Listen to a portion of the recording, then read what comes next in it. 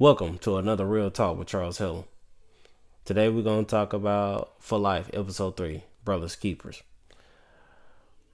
In this episode, we start off with hearing three powerful words and statements: self-respect, hope, and recognizing everything that's going around.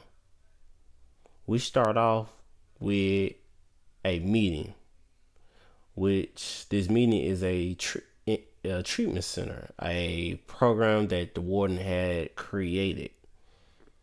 And Hassan, the person that's running this treatment center, is telling other people how to take personal responsibility for the choices they made and where they are at.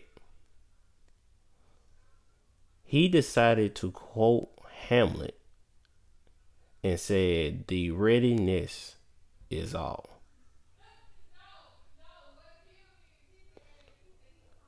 So an inmate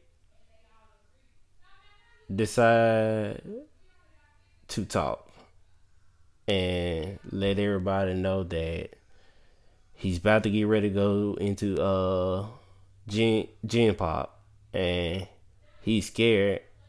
He is scared, and how hard it is out there, and it's easy to get back on drugs. So the warden intervened and letting everybody know that they are cracking down on the drug trade, and if you feel tempted, to please go to a shift commander and let them know so they can get them the support that they need. So while all this is going on and everything had finished up, wrapped up with the meeting, Hassan and the warden was walking, and from last episode, and her program is to get rid of solitary. So we see some construction workers basically removing everything that's in solitary.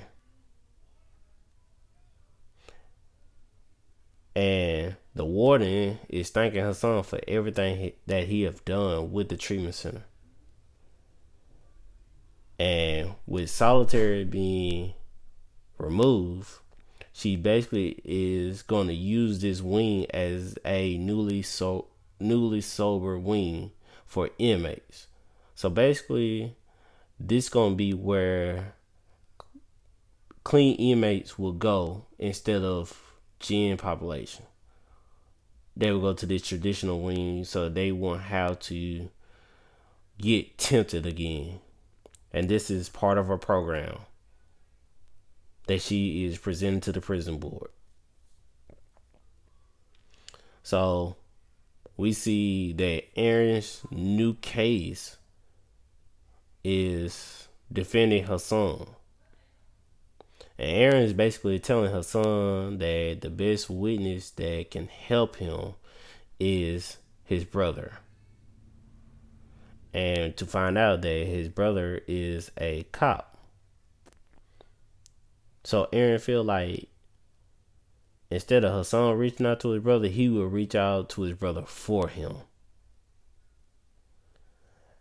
And he reached out to his brother and telling him about how he got clean.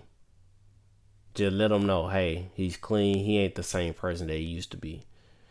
And Aaron feel like this the best option that his son got.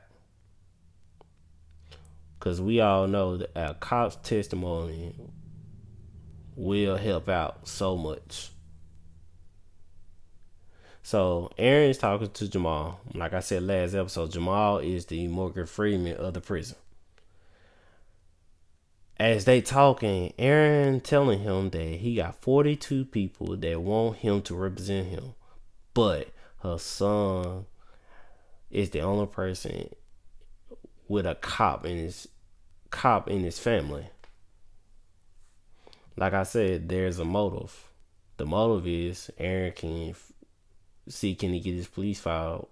From last episode, Aaron didn't get it. So he got to do anything he got to do to get this record. Was it foul? Yes. Is it dirty? Yes. But if you was in Aaron's shoes, would you do the same thing? So Aaron talking to his brother and telling him how he accepted a plea deal while he was still on drugs, that he was detoxing and he was out of his mind and wasn't able to make a good decision when he took that plea. Feel like the brother kind of holding some in, and at the same time, while they are talking, cause they talking like it's visiting day. They talking. So the brother, I feel like I said, holding a grudge, and he stated that Hassan stole from his mother, that he took her dialysis machine and he had to rush her to the hospital and nearly died because he wanted his crack. We know crackheads gonna do whatever it takes to get their next hit. They gonna steal from anywhere. Family usually be that first one people they steal from. That is the first person. So when she died, he wasn't there because he was locked up. So Aaron basically started telling his brother that, like I said, he clean, that he was there when his son first got there. He also used their mother, and he told the brother that your mama would have wanted this. So the brother was like, "You gonna use my mother against me?" He was like, "I'm a lawyer. I'm gonna do this."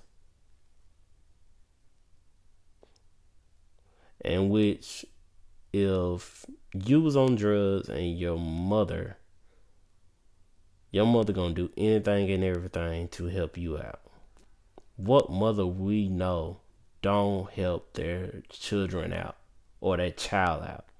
A mother gonna do whatever it takes for their children. So Aaron got his brother to testify. So we see the ADA get a call from a clerk and basically told him, gave him some inside information that Wallace filed a 440 form that arguing the state of mind of the time of the plea, and at the same time he let Maskin know, trying to figure out what's going on, why Aaron doing this. Is there some motive behind this? Because like I said, Aaron is trying to show people how dirty Maskin really is, and showing how if you ain't got money, the color of your skin, that they gonna do whatever they want with you. So Aaron Hassan is in the yard. They going over everything in the case. So Hassan asked him, how did he get his law license in the prison? So Aaron told him, desperation. That he needed something to survive. So he also told him the reason he got clean, he cleaned himself up. And the warden gave him a sense of purpose. So with everything going on, the warden's trying to do everything to make the prison better and not do the same thing that usually goes down in a prison. She wants to make it better. So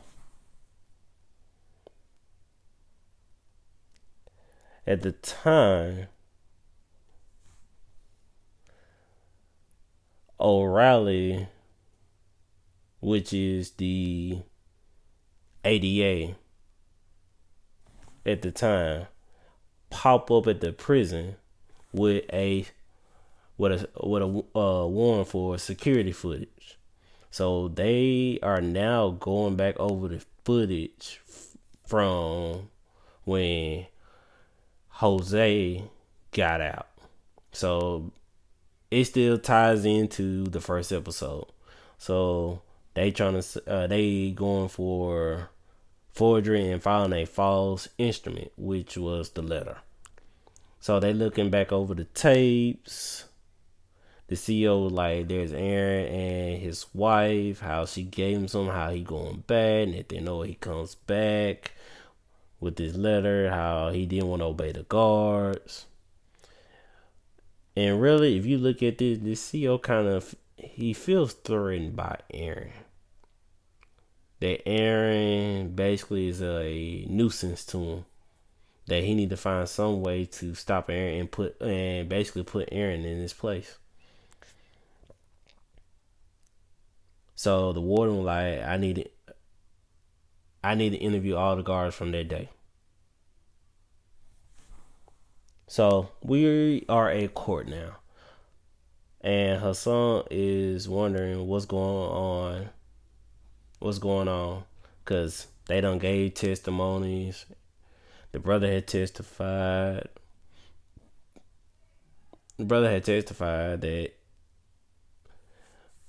That Hassan wasn't in his right mind.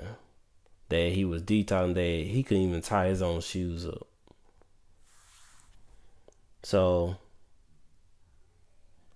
while that was going on, Aaron decided to talk to the brother about his case file. So the brother was like, why did you take his case? And the brother kind of got a suspicion that he only took this case because he wanted his file. So they got the arguing, and the brother had said, you should have thought about what you did before. So Aaron came back and like, did before what? Before I decided to be black in America? I think right there was kind of powerful right there what Aaron said, because of everything that in that time was going on and what's going on in today's society. So the judge came out, told Aaron that he did a good job showing his client one in the right frame, and basically he did nothing to prove his impairment to the voluntary waiver at the time of the plea. And the only testimony he have is his brother, that's the police officer. He offered no testimony from the attorney, so he denied Aaron's motion. So Aaron now lost his first case, so Aaron is 1-1. So they back on the buzz. Aaron was like, I'm sorry. Her son is pissed, and he going to diss to everyone about Aaron. Which once you tell somebody about things, it don't end up too good. So Aaron getting back to his cell so he can do some more work. He trying to do everything to help Hassan out and get him out.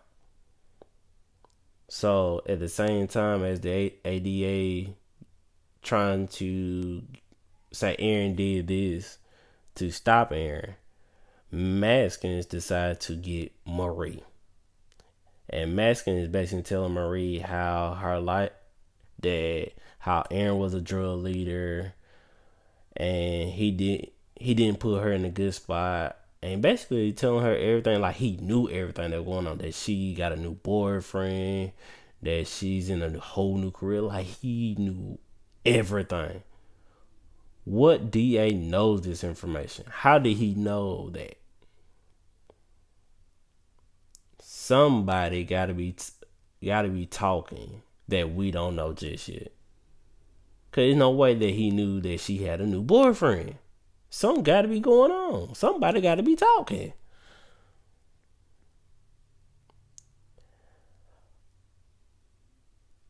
And basically telling her that he did not put her in the right spot, and basically blinding her with this. And basically he had told her that she needed to do the right thing without him. Told her husband is poison. That right there shows the desperation that he is scared of Aaron. That Aaron is a threat to him. Aaron is only doing what's best. Aaron gonna do like he said in the first episode. He wants to get back to his family, and he gonna do whatever it takes to get back to his family. This man got a grandchild on the way, and he need to be there. For Maskin to do everything, he's scared. So Darius got a lawyer. Darius basically arguing with Marie that Aaron's pulling you back. So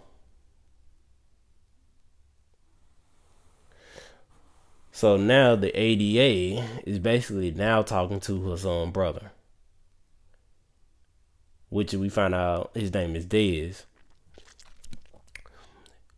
And basically he's telling his son's brother that Aaron is a drug kingpin, and he's filing a fabrication lawsuit. So they still kind of antsy about the lawsuit that he did last episode, and that he feel like that Aaron is embarrassing them. So going back over Maskins, that's how you know they are scared of Aaron. That's how you know, cause they got embarrassed and they don't like that. So Aaron called the brother, apologizing for everything, and he want him to look up some information about the homeless person that was staying there. So Darius is talking to Marie about the choices she made, how it's basically putting Marie back to where she was when Aaron first got arrested. Basically putting her in that blind spot basically is not looking good. So he kind of feels like Aaron is putting her back into that same position that is not looking good for her, which he is thinking about Marie, but Aaron is only thinking about himself. So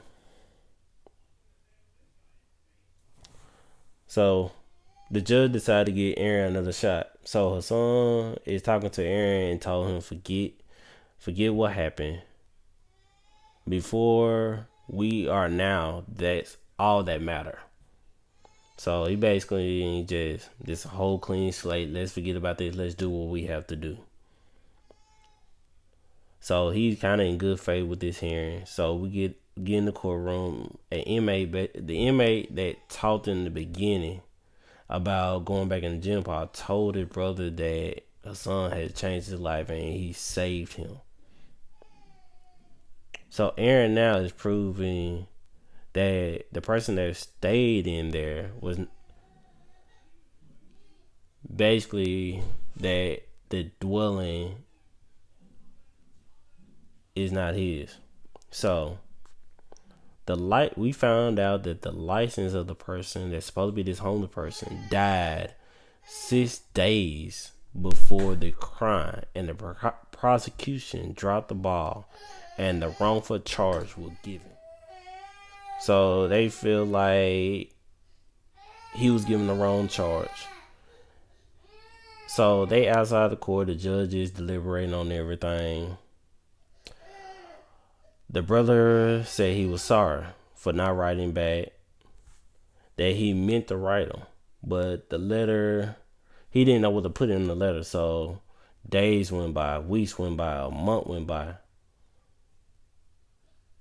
and he just thought it was too late. And the son basically told him it's never too late. So the judge is ready now to give his verdict out. So the judge was saying that this case issues of fact and law. First, the prosecution didn't do their job. However, the inconvenient matter of the case law, the state of New York Court of Appeals dealt with this issue, People versus Barney. Aaron said he did his research and saying that the domicile in the reference is a private residence with a owner and not of what is an abandoned building. The judge did not sway his verdict. He kept the same verdict from the first hearing. Basically, her son got to keep. Basically, he threw away the verdict, and her son still got to do time. So, Aaron's back at the jail. Jamal popped in, and one of the guards had told him that the AD came by asking questions about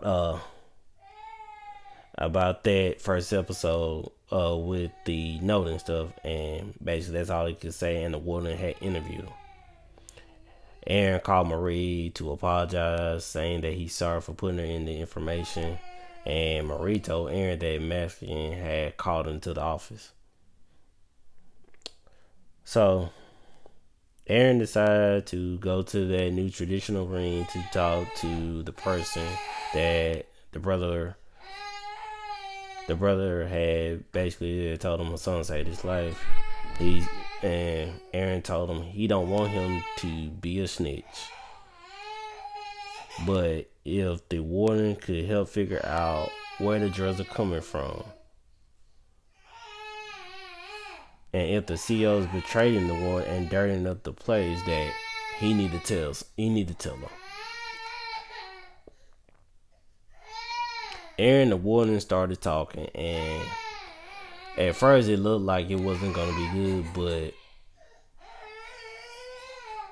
everything started chilling once Maskins did what he did. So Aaron feel like he's not going to stop until he get Maskins. So it's visiting time again. So they doing extra checks since the ADA came by. So they gonna see everything that's going on, check everything. And Marie got this envelope. So while Marie got this envelope, Aaron told her, hey, they doing extra checks on us too. It's Aaron's police file. So Aaron now have his police file, and the cop had told her that you might want to start on page 74. Now with Aaron getting his police file, we only can see where this gonna lead him to. Hey, so far so good. Telling a good story. Follow me on Twitter. Follow me on Podbean. Subscribe to the channel. Give it a thumbs up. Follow the Facebook page at Real Talk with Charles Hellum. Hey, I'll talk to you guys later. And again, there's been another Real Talk.